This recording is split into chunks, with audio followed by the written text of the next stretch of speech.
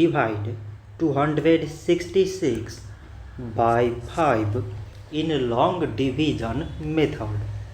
5 times 5 is 25. On subtracting, we get 1.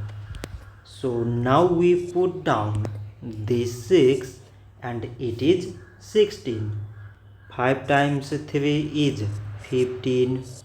On subtracting, we get 1. So now we have no any other number to put it down. So we take here decimal so that we put 0. So it is 10 and 5 times 2 is 10. On subtracting, we get 0. So 266 divided by 5 is 53.2. So this much for today and thanks for watching.